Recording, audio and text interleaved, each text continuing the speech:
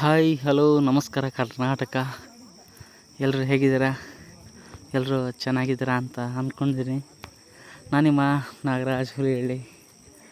ಸಮಯ ಬಂದುಬಿಟ್ಟು 4:15. 4:15 ಏನು ಮಾಡ್ತಿದ್ದೀಯಪ್ಪ, ಎಲ್ಗೋ ಹೋಗ್ತಿರೋ ಹಾಕಿದೆ ಅಂತ ನೀವು ಕೇಳೋದಾದರೆ, ಹೌದು, ಇದು ಶ್ರಾವಣ ಶನಿವಾರದ ಕೊನೆಯ ಶನಿವಾರ. ಅದಕ್ಕಾಗಿ ನಮ್ಮೂರು ಅಂದರೆ ಹುಲಿಹಳ್ಳಿಯಿಂದ ಕದ್ರಮುಂಡಿಗೆ ಪಾದಯಾತ್ರೆ ಹೋಗ್ತಾಯಿದ್ದೀವಿ.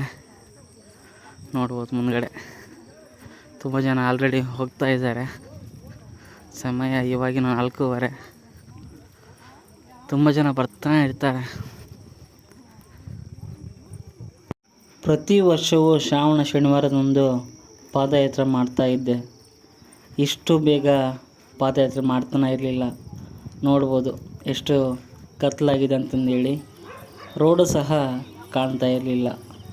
ಕೊನೆಗೂ ನಾನ್ ಸ್ಟಾಪ್ 9 ಕಿಲೋಮೀಟ್ರ್ಗಳು ಅಂದರೆ ಹುಲಿಹಳ್ಳಿಯಿಂದ ಕದರಮುಂಡಲಗಿವರೆಗೆ ನಾನ್ ಸ್ಟಾಪ್, ಎಲ್ಲಿ ಕೂಡ ರೆಸ್ಟ್ ಮಾಡದೆ ಫೈನಲಿ ಕದರಮುಂಡಲಿಗೆ ಬಂದು ರೀಚ್ ಆಗಿದ್ದೇವೆ.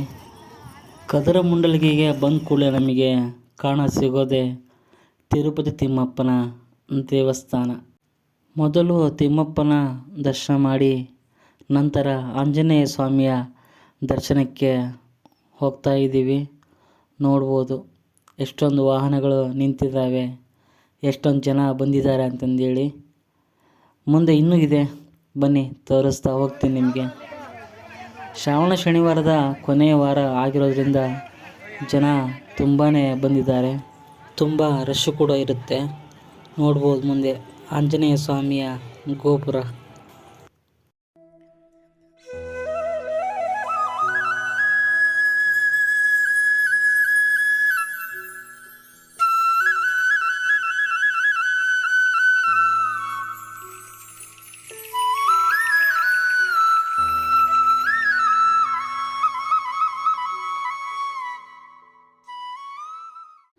ನೋಡ್ಬೋದು ಎಷ್ಟು ರಶ್ ಇದೆ ಅಂತಂದು ಹೇಳಿ.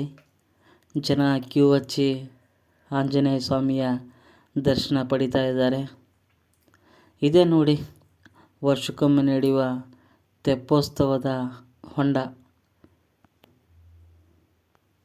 ಜನರು ಸರತಿ ಸಾಲಿನಲ್ಲಿ ಹೋಗೋದಕ್ಕೆ ನೋಡ್ಬೋದು ನೆರಳಿನ ವ್ಯವಸ್ಥೆ ಕೂಡ ಮಾಡಿದ್ದಾರೆ.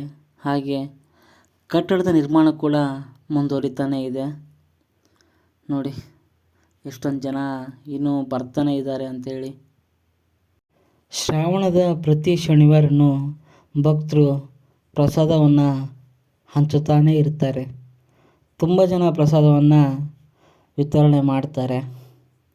ನೋಡ್ಬೋದು ಎಷ್ಟೊಂದು ಜನ ಕ್ಯೂವಲ್ಲಿ ಆಂಜನೇಯ ಸ್ವಾಮಿ ದರ್ಶನ ಪಡೀಲಿಕ್ಕೆ ಹೋಗ್ತಾ ಇದ್ದಾರೆ ಅಂತಂದೇಳಿ. ಕೊನೆಯ ವಾರ ಆಗಿರೋದ್ರಿಂದ ತುಂಬ ಜನ ಸೇರಿದ್ದಾರೆ. ನೋಡಿ ಕದರಮುಂಡಲಗಿಯ ಶ್ರೀ ಆಂಜನೇಯ ಸ್ವಾಮಿ ದರ್ಶನ ಮಾಡ್ಕೊಂಬಿಡಿ ನೀವು. ರಾಘವೇಂದ್ರ ಸ್ವಾಮಿಗಳ ದರ್ಶನ ತಗೊಂಡು ಹಾಗೆ ಪ್ರಸಾದವನ್ನು ಕೊಡ್ತಿದ್ದಾರೆ. ಪ್ರಸಾದವನ್ನು ತಗೊಂಡು ಇವಾಗ ನಮ್ಮೂರಿನ ಕಡೆಗೆ ಹೋಗಬೇಕಾಗಿರುತ್ತೆ.